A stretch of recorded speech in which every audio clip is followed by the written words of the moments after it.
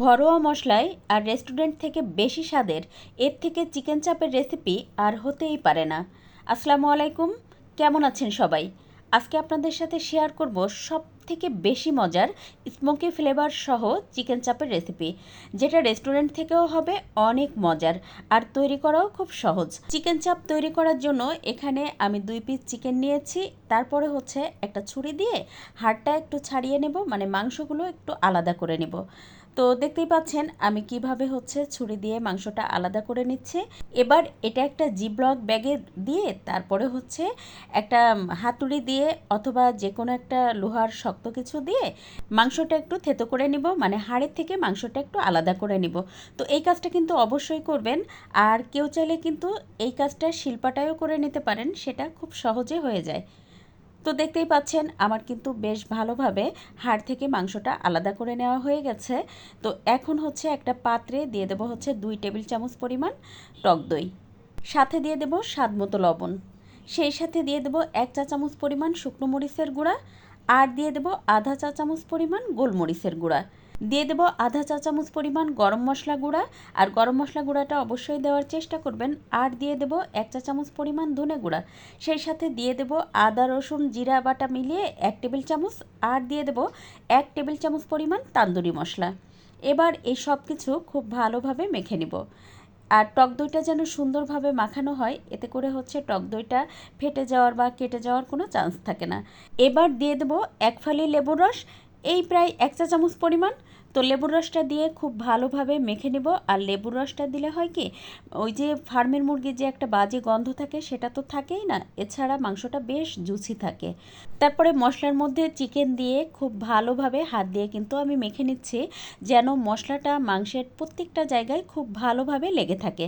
তো এভাবে কিন্তু 2-3 মিনিট ধরে মাংসটা খুব ভালোভাবে মেখে নিয়ে তারপর হচ্ছে ঢাকনা দিয়ে ঢেকে এটা রেস্টে রেখে দেবো 2 ঘন্টার জন্য।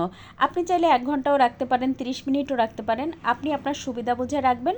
তবে সব থেকে ভালো হয় আপনি যদি বিকালে করেন তাহলে সকালে এটা ম্যারিনেট করে নর্মাল ফ্রিজে রেখে দিলে বেশি ভালো হয়। তো দেখতেই পাচ্ছেন প্রায় 2 ঘন্টা পরে মশলাটা কিন্তু খুব সুন্দরভাবে মাংসের সাথে লেগে গেছে, সেট হয়ে গেছে। এবার আরও একটু মেখে নিয়ে তারপরে হচ্ছে এখানে আমি একটুখানি বেসন নিয়েছিলাম, এখানে প্রায় আধা কাপ পরিমাণ বেসন আছে। তো বেসনটা আমি একটু হালকা টেলে নিয়েছিলাম, নিয়ে তারপরে হচ্ছে চিকেন দিয়ে আলতো করে চিকেনের গায়ে বেসনটা লাগিয়ে দিব। তো দেখতে পাচ্ছেন আমি কিন্তু খুব ভারী কোনো কোট করছি না, হালকা করে একটুখানি যেন বেসনটা লেগে থাকে সেভাবে আমি কোট করে নিচ্ছি। তো দুটো চিকেনই আমি খুব ভালোভাবে কোট করে নিয়েছি। এবার চুলায় একটা প্যানে দিয়ে দেবো হচ্ছে 3 টেবিল চামচ পরিমাণ রান্নার তেল। তো তেলটা গরম হয়ে গেলে তারপর দুটো চিকেনই দিয়ে এক পাশ ভেজে নেব। তো এ পর্যায়ে হচ্ছে চুলা রাসটা একটু লো করে দেব, আর এক পাশ প্রায় 7-8 মিনিট সময় নিয়ে এটা ভেজে নিব। তো প্রায় 8 মিনিট পরে একটা পাশ উল্টে দিব চিকেনের। তো এভাবে কিন্তু অপর পাশও আমি আরও 7-8 মিনিট সময় নিয়ে এটা ভেজে নিব। এভাবে যদি একটু সময় নিয়ে চিকেনটা ভেজে নেওয়া যায় তাহলে চিকেনটা যেমন সিদ্ধও হয় আর অনেক জুছিও থাকে, খেতেও খুব ভালো লাগে। আর দেখতেই তো পাচ্ছেন চিকেনের 2 পাশ কিন্তু খুব ভালোভাবে ভাজা হয়ে গেছে। এখন এটা হচ্ছে আমি তুলে নেব।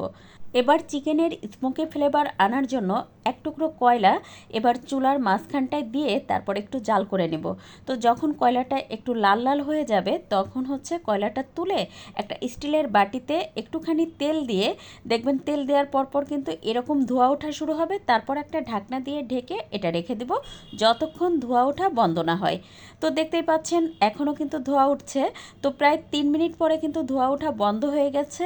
আর এই পর্যায়ে মানে একদম সেই স্মোকি যে ফ্লেভারটা পাওয়া যায় ঠিক সেরকম কিন্তু একটা ফ্লেভার আসছে।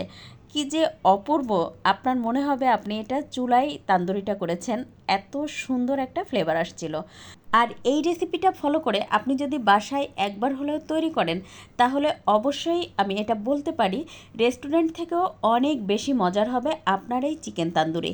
রেসিপি ভালো লাগলে প্লিজ একটু শেয়ার করে দিবেন, আর একটা লাইক দিয়ে পেজ ফলো করে পাশে থাকবেন। আজ এ পর্যন্ত, কাল আবার নতুন কোনো ভিডিও নিয়ে দেখা হবে ইনশাল্লাহ। সে পর্যন্ত সবাই ভালো থাকবেন, সুস্থ থাকবেন। আল্লাহ হাফেজ।